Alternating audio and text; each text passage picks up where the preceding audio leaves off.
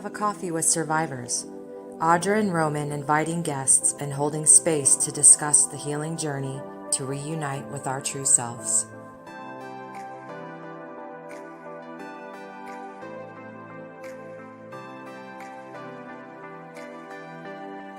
We see you, we hear you. Welcome to Coffee with Survivors, our safe place. Good morning, how are you doing? Hi! Starting a watch party. Yeah, right? Party! Yay, party! Oh, we have already comments here. Hey, good morning, everyone. How are you guys doing? I'm here in Oregon. It's kind of cold here. I don't know where you guys are, everyone. I'm in Arizona and it's hot as, I won't say the bad word, but we all know what I'm thinking. Hot as a chihuahua. Ugh. What happened? I haven't seen you for a while. I I mean, we were kind of know. off the radar. We had a lot of things going on. What happened to you? I think that I would just, like the stress of COVID and publishing and life stuff just got the best of me. And I don't know, I went MIA.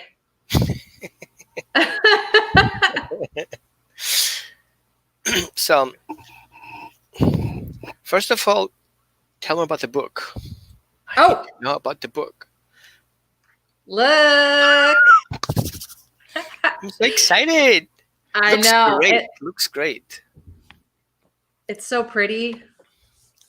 You know what? It launches tomorrow. I'm super right now because in that book, it's a lot of story in there.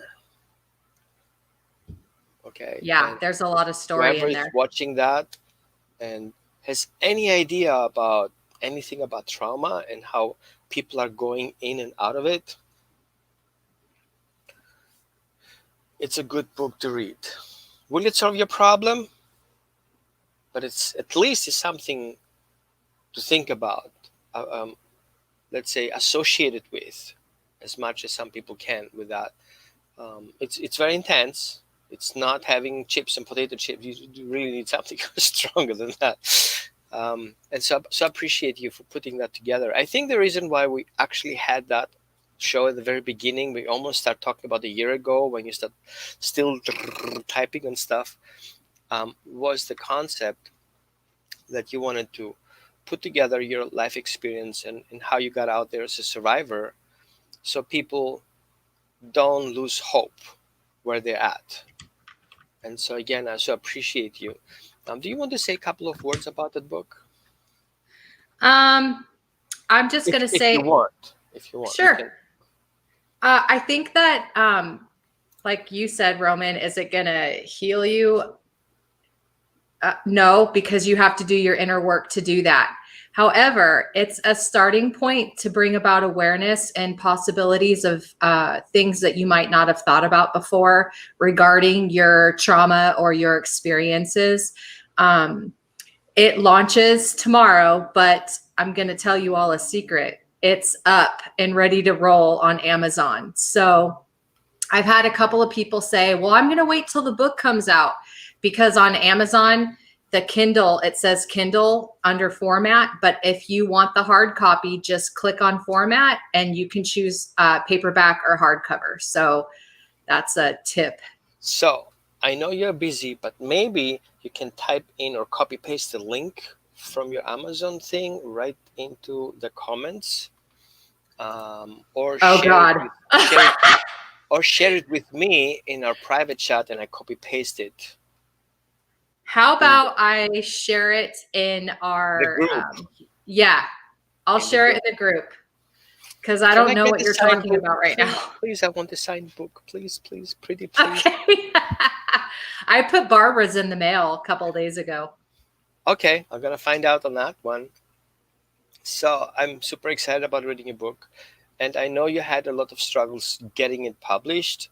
I know some people kind of like, oh, I read the book, a self-publishing. I don't know how they do that. I don't know either. I haven't seen the book. I think the best way to go is if you want to go public with something that really matters to you, you have to go the right channels. And it's tough, and you have to make choices, and things will not get easy, because every time we do something that affects a lot of people, it always has things difficult. But I do believe that we can change our mindset around that, and says, you know what, I do something for a greater good. My suffering should be help for others, and I'll do it the right way, because it has to go everywhere. It's not just somewhere in your drawer hanging out, hoping somebody will find it in this plethora and endless dune of books. Yours have to kind of stand out like a pyramid. My personal opinion. Yeah, I know a lot of people do writing for their own healing, and I am totally on board for that. And sometimes it does just sit in their drawer because they did it for themselves. In my case, I did it for myself, and also I wanted to turn all these things that I went through into a meaning. There has to be, for me, there had to be some sort of meaning behind it. Like, why did I experience all these things? And I'll never probably know why I went through all of that. But I do know that when we share our stories, it helps other people know that they're not alone, and they see different avenues or possibilities in their own healing journey. And for me, I wanted to bring that meaning into my life and sharing my journey to help others. So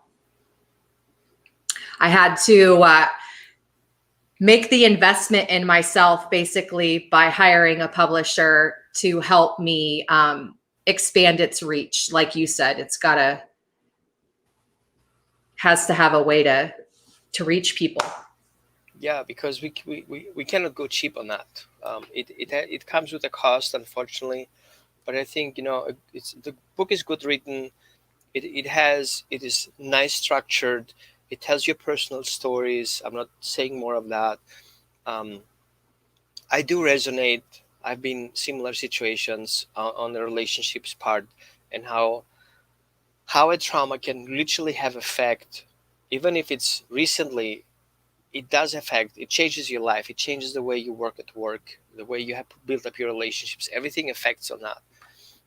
And so I super appreciate you for that. I think we should sometimes maybe read something out of that, and have people kind of get a better picture. I know, reading the reviews on Amazon is one thing, but hearing those words from your mouth, from my perspective, that goes beyond under the skin.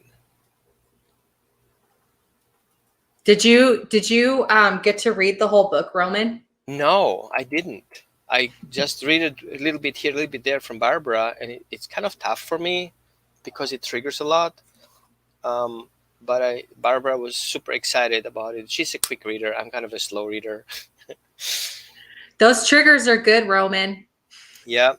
They're uncomfortable, but that when we get triggered by something, it's an opportunity and an invitation to see why.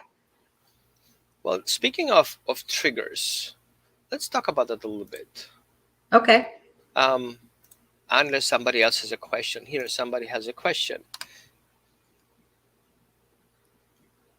Yeah, Janice, you have to promote yourself and hope that friends and family will promote you too. Yep. And all about being in service is the goal, not making money. Yeah, I think the primary reason why we write things, and the reason why we have that show at the first place is, I mean, we're a little bit of selfish here. We share our problem because we want to heal. That's priority. And I feel as soon as we are getting that on the floor, then people should take advantage of that and say, I want to do that too. Are we the masters of healing? No, we're not. I'm normal. You're normal. Everybody's normal. We're not damaged. We're bruised, right? Things are popping up once in a while, and there are triggers. There are emotional triggers. There are visual triggers.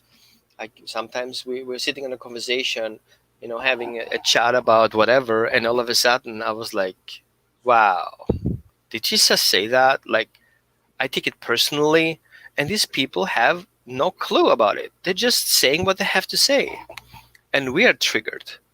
And then there's an argument, and that argument expands to an issue, and then becomes a fight, and then we have a family issue, and all of a sudden the whole thing collapses because we're not dealing with our triggers. We just suppress them. Oh, it's not a good time to talk about it. Oh, there are other people here. What would they say about it? Or the environment, my blood pressure, my kids, my dogs, my work. I cannot do that right now. And we have all these excuses, and it got stuffed down. Energetically speaking, that stuffing down creates blockages. And those blockages create illness. And then we get sick of it. And I don't think it's worth the trauma to get sick of it, because we are sick of having it. We don't want to get rid of it. What do you think? I think that a lot of times people don't realize that when they're being triggered, that it has to do with what's going on inside of them. We don't learn that. That's kind of something that we have to, we don't learn that when we're young, is what I mean. It's kind of something that we have to figure out as we get older and we gain some wisdom with life experience. But when you're being triggered, a lot of times people, instead of bringing that inward and seeing why they're being triggered, they just start deflecting outward. They feel the trigger, it feels uncomfortable, so they deflect out.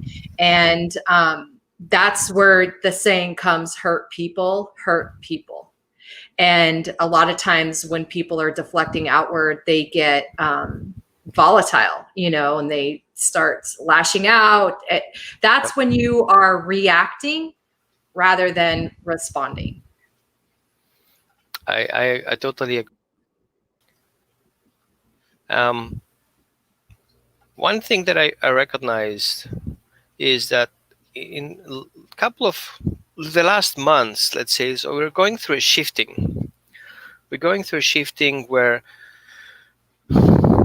not only we're changing our frequency, and I'm tapping into the healing aspect here for those who are a little bit more, spiritual and see the cause of it, or they want to look into why they're having those experiences.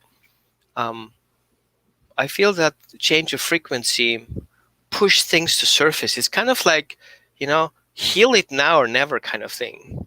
And those things come up very intense. I see that kind of like, you're taking those snowballs, glass snow thing, and you shake them. Oh, the snow globes? Yeah, I know these things are drizzling down. That's how it feels like. There's an event, and it shakes you. And then you have all these emotions coming up and drizzling down, and you kind of like, where do this go down? Where does this go down? But you see, when you, wow, I just had a German thing coming in, snow thing, Alps, and my brain went straight to German. Okay. When those emotions come up and you don't take care of them as they come up, they will become bigger. It's kind of like an upside down cone. If you don't deal with the first cup, it becomes bigger and bigger and bigger, consumes more and more of your day and your time and your body and your brain and your thoughts, and becomes a consistent side noise, kind of like in your background. And I have a lot of noises. I'm going to work, I have noises. I'm doing work like online, I have voices, like noises coming. And you have to kind of learn to filter them out and work what's coming up. I think the first thing that happens if you have those traumas kicking in is how intense they come up. The anger and frustration, and you direct that towards a person, and there's fear coming up. What if I say what I feel? And then this anger comes out of there, and we direct it towards a person because we think that's the problem. Right. But from my perspective, I feel most of the times I'm angry about other people, I'm actually angry about myself, not addressing that. And so instead of internalizing that, I kind of push it away from me, and then I push it towards them, and they react towards me. So basically I get that hit back to me. And I was like, okay, what's wrong with being angry? What's wrong with being frustrated? I think it's nothing wrong with it. It's an emotion. It's not an action. So if anger comes up that I was not capable of able to help myself, I get angry because I didn't say about things. I was angry because I couldn't help a friend. So that redirected anger, it should come up to the surface, but then we should do something with it. What do you do with it if it comes up?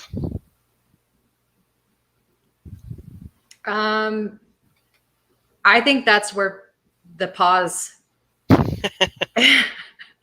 practicing that pause is a really good action, because instead of directing that anger that we think is happening because of what's right in front of us, it's not, like you said, it has nothing to do with what is right in front of us. What's right in front of us triggered something else inside of us.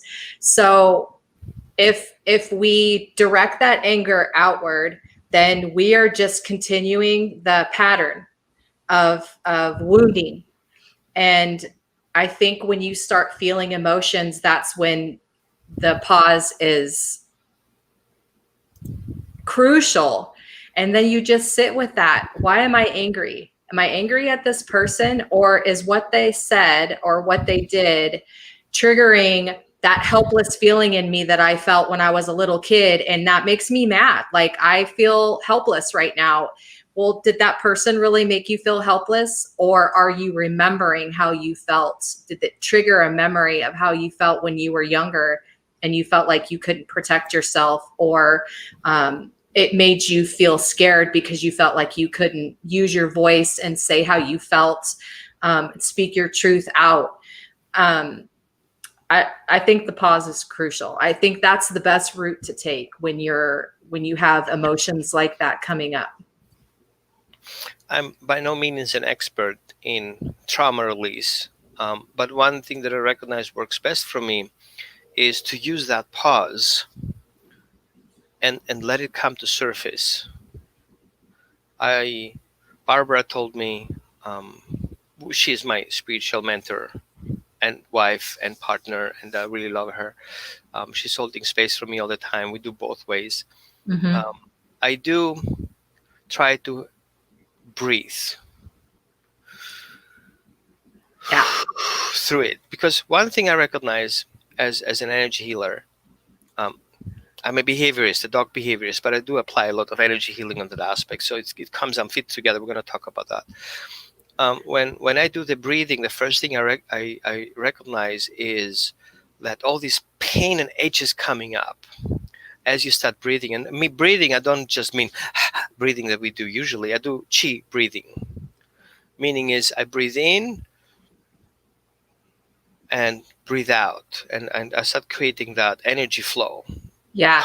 Conscious breathing, where what you create here is basically you start creating conscious breathing, that breathing brings the oxygen into your bloodstream. The bloodstream brings that oxygen into your cells where the memory sits in. And then from there, all this debris is being washed out of there into the bloodstream, back to your system. And you basically create that energy circulation consciously.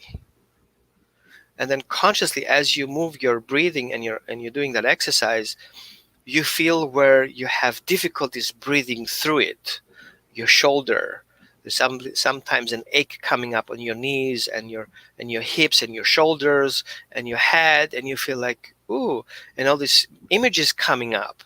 So while you're moving this exercise, this breathing exercise, and as you move and it hits against the blockage, that energetic blockage, and it starts pushing it, that memory that's in that blockage is what you need to work on. And sometimes it comes down with a completely stupid event, like a taxi driver.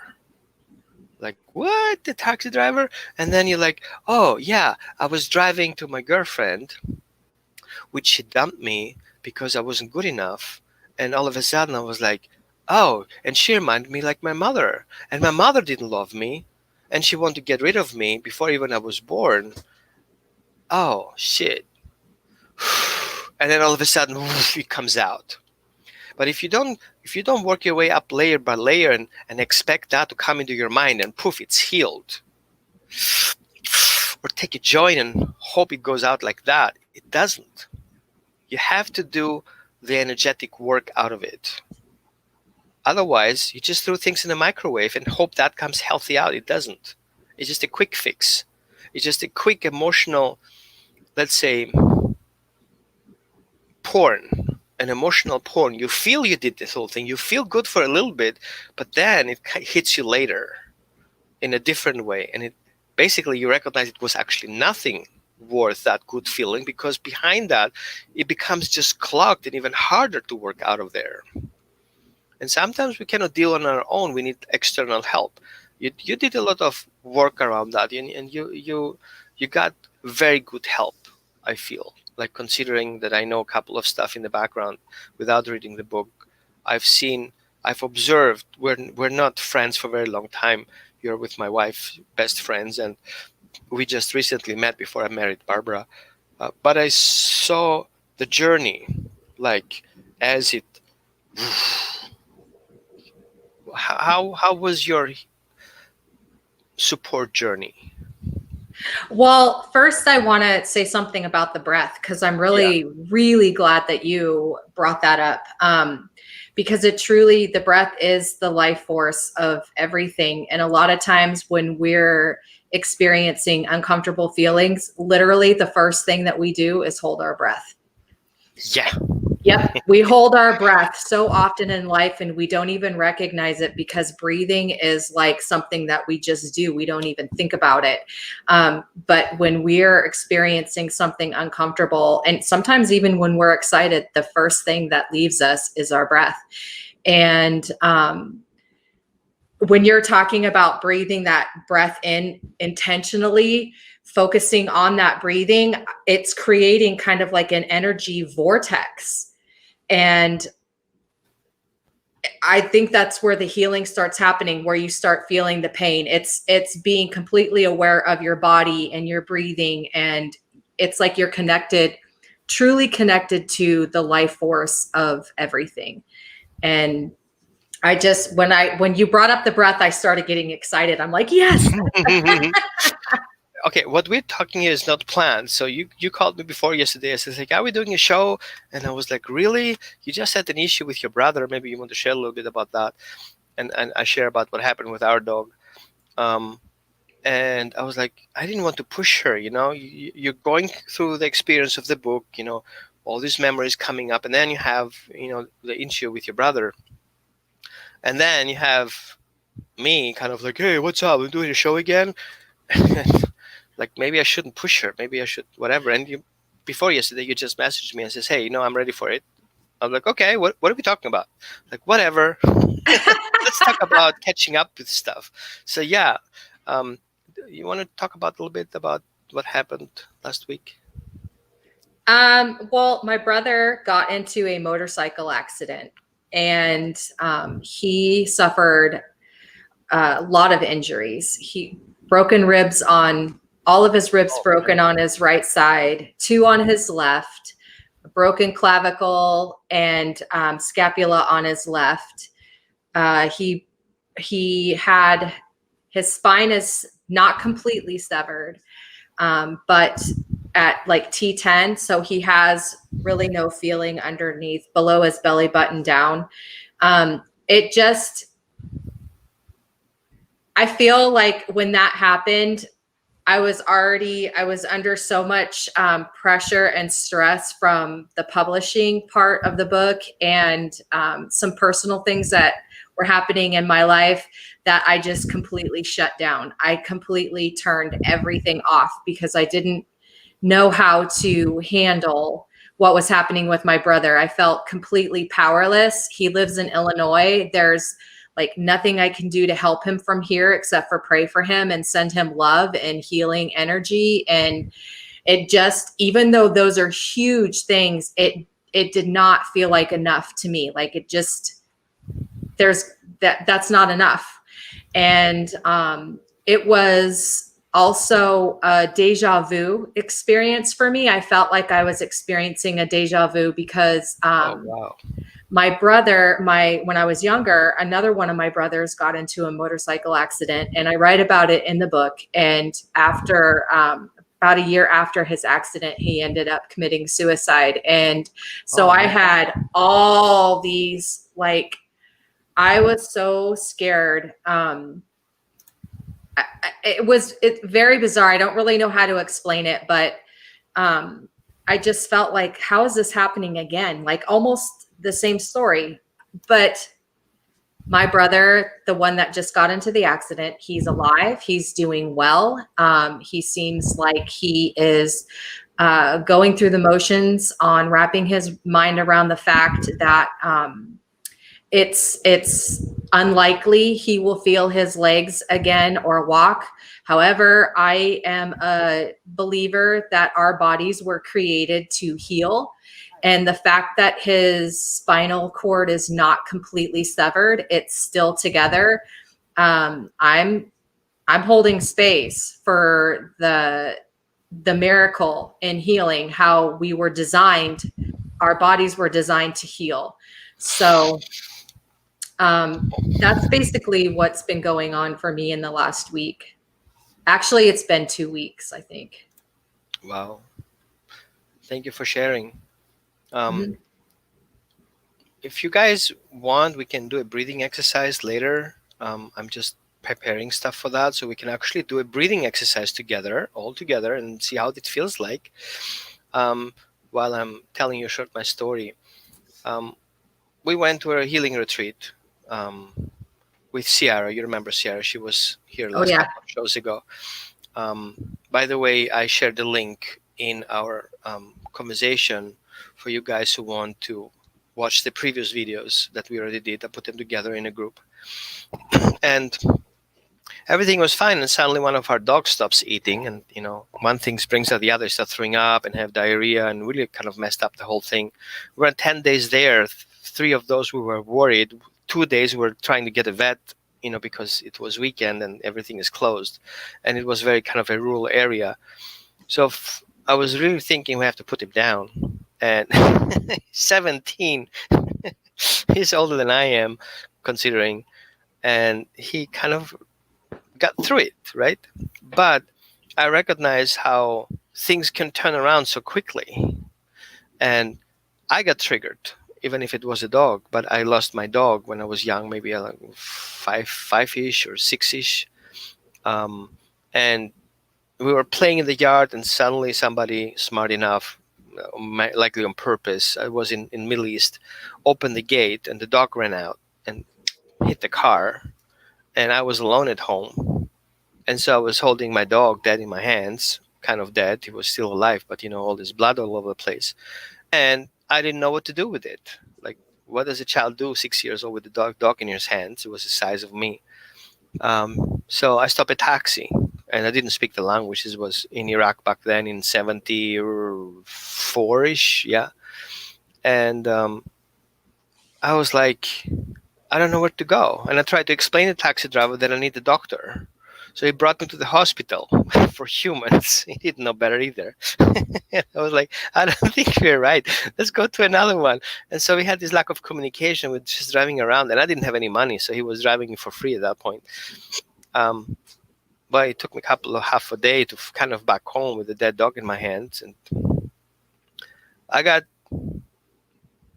parents got pissed about me because I killed the dog, right?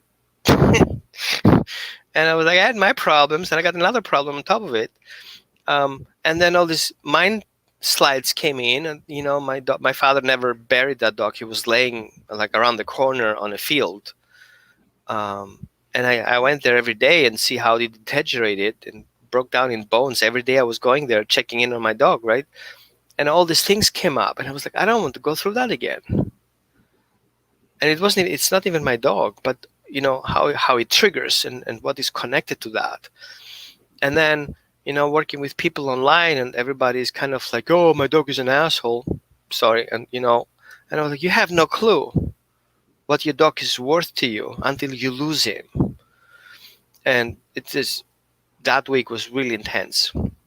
So one thing that helped me was breathing through it. So Is anyone interested to do the breathing exercise? You can type in like yes or no or whatever, smiling, whatever you want to talk about. And we go through that. So basically what we do is send me a couple of hearts, our Audra and us, so we can see that you like to do that breathing exercise now if you want to. It's super simple. You can do it while you're sitting. You don't need to tell your neighbors to walk away. You can do it secretly. Nobody needs to know about that. And yep, you want to do it, Audra? Heck yeah. Yep, my way. My way may be wrong, but it works. My way or the highway. No, I'm just Exactly. Yeah. kidding. So what I usually do is I imagine seeing myself in front of me. That's my version. So I see myself in front of me, and I see my head, and I see my legs, and I see my silhouette of my body. And so I start from a very top and picture myself as I breathe in. My breath goes out breath all the way down on the front side of my body to my lower chakra where my genitals are. And then I hold it for a second, my breath there. And then I breathe in all the way back to my spine, all the way up over my head in the front forehead. And I hold it there for a second. And then I breathe out. So I breathe out all the way down to my bottom of my body. And then I keep it there for a second. And then I breathe up all the way up my spine in the front of my third eye. Hold it there for a second. And breathe out. And I imagine that being a regular synchronized circle. Breathing in, hold, breathing out, hold. Breathing in, hold, breathing out, hold. And you can do it on your own speed. And as you do that exercise and you breathe through, you literally can feel likely some goosebumps coming up. This is how your energy flows. And when you have this flow going on, and sometimes you feel like this cold breeze coming up on your spine, this is good because your circulation starts moving. Picture as you breathe in that you're pushing that out breath out of your body and the end of your feet through these small valves and all the stress and worries that are in you that not belong to you, that just go out there and go into the central earth.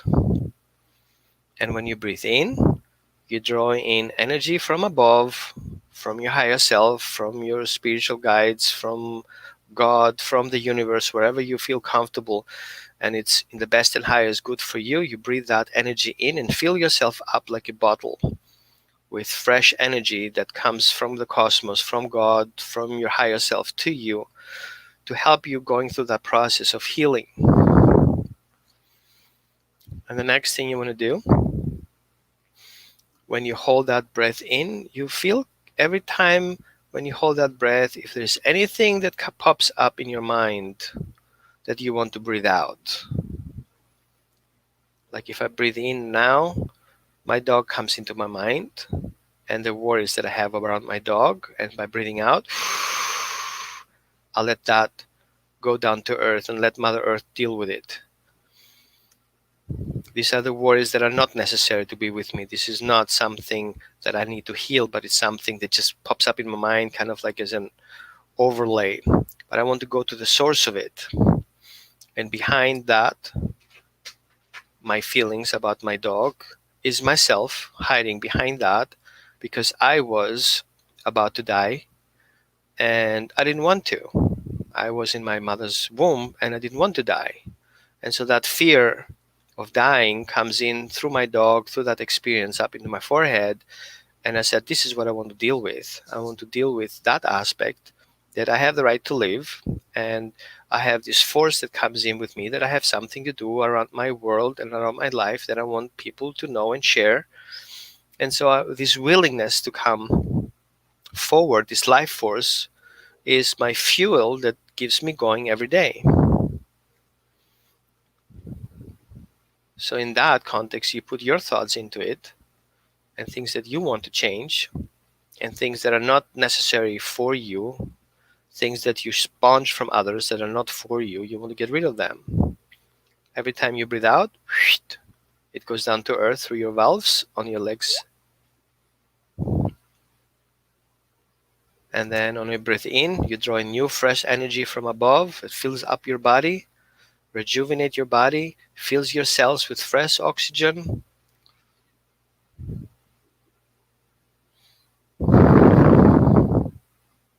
And if any emotion comes up, let it come up, whatever that is. Is it fear? Let it come up. Slowly. You don't need to explode. You don't need to cry. You can cry about it, but you don't need to burst out in tears like crazy. Let it come up, like regulate it. Doesn't have to be dramatic. It might be dramatic. Yep. But not a drama. Just breathe through it. Right. Slow and conscious, because we want that to become regulated through our body to come out. We want to grab all these individual pieces. When we just yell it out and just be done with it, just because we want to stop it from happening, rather let it go slowly up and let it work. It will fade out as we breathe it out. You don't need to go through a pain to do that. You just breathe it out. We don't need to change our whole lifetime in one breath, but one each day. Every time we have some time in the morning, start working on that. Just a little bit breathing.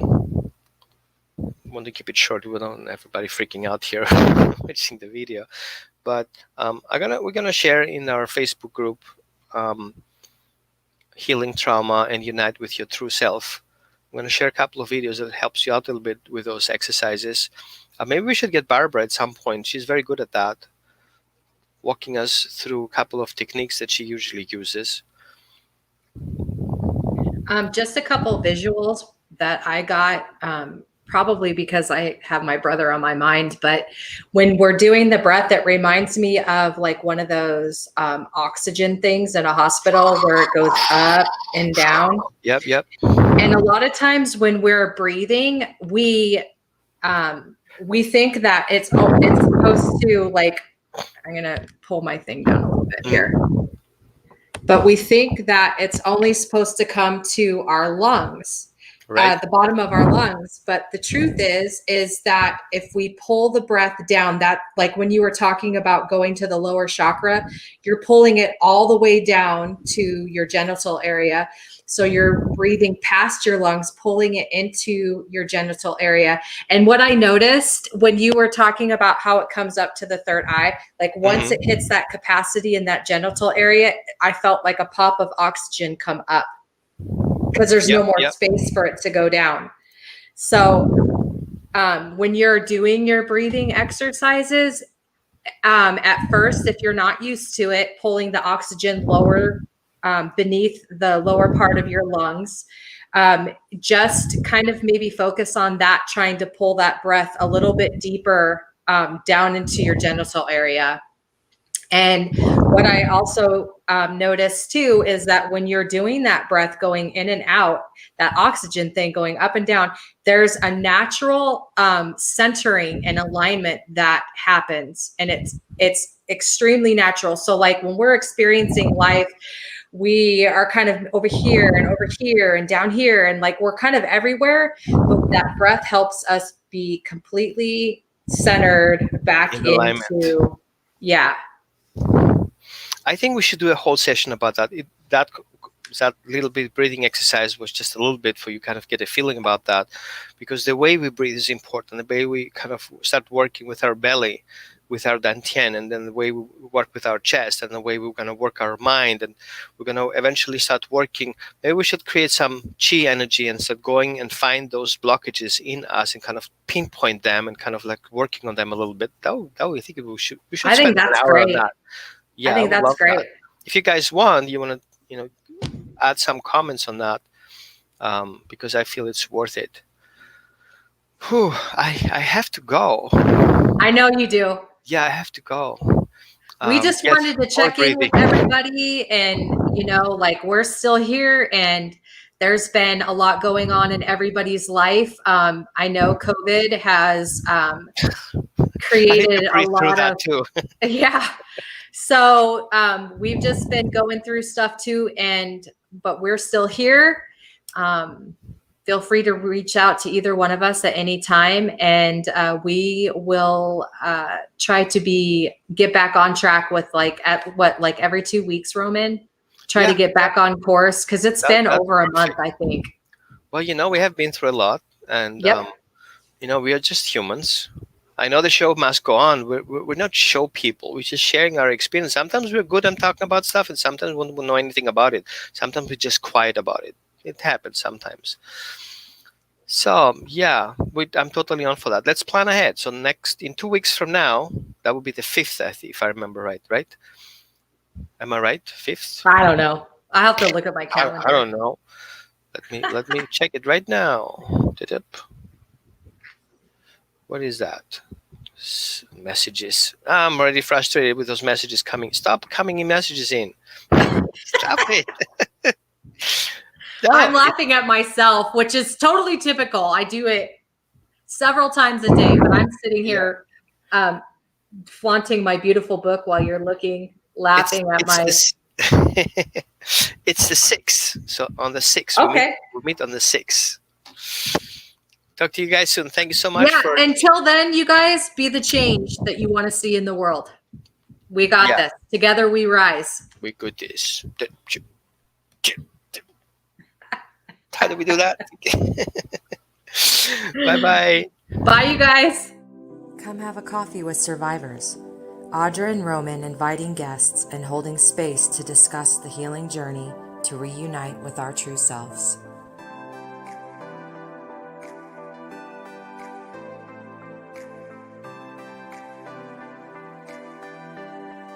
We see you. We hear you. Welcome to Coffee with Survivors, our safe place.